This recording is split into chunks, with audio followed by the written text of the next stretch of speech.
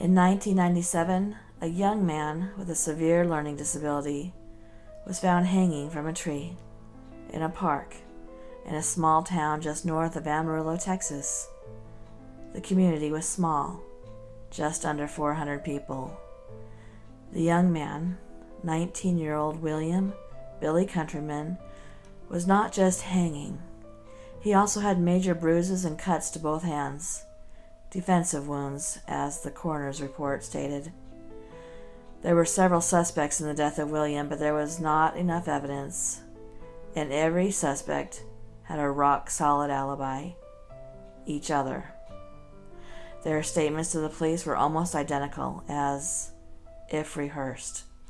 They said that the 9 of them, 4 sets of married couples, and a retired police officer, were playing their weekly poker game. They played Friday night from 7 p.m. to 2 a.m. They each said it was just the quote-unquote regular crew. Donnie and Kim Anderson, Tommy and Jill Peoples, Chris and Polly Jenkins, Abby and Dale Peters, and Buck Ferguson. All 4 couples had at one time or another complained about Billy. They said that he was too friendly with their little ones, always asking if he could push them in the swings or following them around the grocery store. All 4 couples had repeatedly told the sheriff that the kid was a dangerous menace. All 4 were quite angry that the sheriff hadn't seen things quite the way they did. To the sheriff, Billy was just a kid himself. Sure, he might have been 19 and the size of a grown man, but he was childlike and friendly. He didn't see him as a danger at all. He saw Billy as just trying to make friends. The sheriff's view wasn't taken too kindly to by some folk, including Buck Ferguson, who quit the police force and became a private eye. The sheriff felt that it was a little too neat and a little too exact for their statements to not have been rehearsed. Each and every one of them said the exact same thing, but, like I said, there just wasn't enough evidence, and so the grieving grandparents who were raising William at the time had to bury their beloved grandson with the knowledge that it was very likely that there'd never be justice for him. 2 years later, his grandmother died from her grief, and 2 months after she passed, his grandfather passed away as well. All 3 were buried together in the Clancy Cemetery. 3 years after William Countryman was beaten and hanged, a strange thing began happening in this small town just north of Amarillo, Texas. 3 years to the day, the phone calls began coming in to the local sheriff department. "Hey, Sheriff, this is Donnie Anderson. Listen, there was a guy sitting in our backyard in the corner of the fence, and, listen, can you come over?"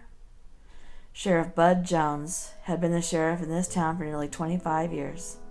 He knew that it was around Halloween, and sometimes the kids in town would play pranks. He was sure that this was something like that, so without any enthusiasm, he grabbed his car keys, yelled to his secretary, "Maud, I'm heading on over to the Anderson place. I'll be back soon." And he got into his car. When he pulled up to the Andersons' driveway, he saw Kim Anderson on the front porch. "Nice day, ma'am." "Yes, it is, Sheriff, but..." And she shooed her 3 kids into the house. The youngest, Claire, turned back to him just before she shut the door and said, "Billy C. was here today." As her mother hushed her, Donnie came out with a beer in his hand. "What's going on, Donnie?" asked the sheriff. "Well, Bud, it's the weirdest thing, see? Claire was hollering that there was someone in the backyard, and she kept saying that it was her friend, Billy C. She said that he was swinging with her. Of course, we told her that that couldn't be, but when I looked out back, Sheriff, it was the darndest thing. There was a man, a kid really, just sitting in the corner of my yard. The swing was swinging. He was sitting with his knees pulled up to his chest, just stared right at me. I yelled and told the guy to get out. Then Donnie stopped, so Bud prodded him. "And did he get out?" "Yeah, he did, but Bud, It was Billy Countryman. Bud let out a chuckle. Come on now, Don. You've had one too many of those beers now. You know Billy was killed. I ain't got time for this now. Listen, Sheriff, I saw him with my own two eyes. It was him, said Donnie, and a bit of a look of panic washed across his face quickly, almost unnoticeably.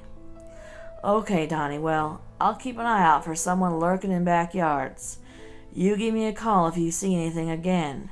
And Bud got into his car and drove back to the station. 2 days later, another call came in, but this time it was from Tommy Peoples. Sheriff, it's Tommy Peoples. There's something strange happening out here, and I was watching my TV and saw someone looking into my window. They waved at Carly. Carly was Tommy's 8-year-old daughter. And, well, I could have sworn it was Billy Countryman, Bud. He stared right at me. Carly even got up to open the door, Bud. Tommy was sounding a bit panicky. Listen, Tommy, you know this ain't Billy. Bud, I want to know this ain't Billy, but I swear it's his twin. And right up in my window, Sheriff, looking at my daughter. Now, Tommy, you said he was waving? Yes, Carly waved back, Bud. She could have let him in if I wasn't sitting right there. Okay, calm down. Listen, come into my office and make a report. Sounds like we might have some kids out pranking. I'll come down, Sheriff, but if it's kids pranking, I'm gonna whoop 'em if I catch 'em. No, Tommy, you let me take care of this. Bud hung up the phone and went about his business, sure that some kids were getting some folks pretty worked up. He figured he'd better try and find them, or he'd have hell to pay. Tommy came in 3 days later with Polly Jenkins, Buck Ferguson, and Dale Peters. Well, if it isn't some of the poker crew. This early in the morning? Buck Ferguson launched into Bud. Now listen here, Sheriff. Something weird's going on, and we demand answers. What's going on, Buck? How about you fill me in? Some kids got you antsy? Sheriff, started Polly Jenkins, the swing in my backyard, the old tire swing, I saw someone swinging in it 2 nights ago. My youngest, Shelley, she was outside giggling. We were grilling and I thought she was playing with her brother, but when I went to get her, Sheriff, I know that I saw Billy walking away. Shelley was holding a flower that she said Billy had gave her. Bud, I'm not the only one to have seen Billy this past week. Her voice was getting shrill. She was clearly quite a bit scared. Just as Bud started to address her, Dale started in. Listen to me carefully, Bud. I caught someone getting in my old tool shed. I heard the racket and went out there with my flashlight. I chased him off, and 2 days later my Auntie Marie was holding an animal carved from wood. I asked her where she got it, and she said that Billy had carved it with my tools, Bud. I'm telling you, I'm starting to get a little freaked out here. I'm sure you folks are, said the sheriff, a bit sarcastically. I done already told the others that I'm sure it's just a Halloween prank. Ain't nobody been hurt, just scared is all. Buck stopped him and grabbed his arm. Ain't nobody been hurt yet, Sheriff. Now you better do your job and figure out what this is all about. I'm starting a petition to dig up that crazy kid. I want to see if he's in that box where he belongs.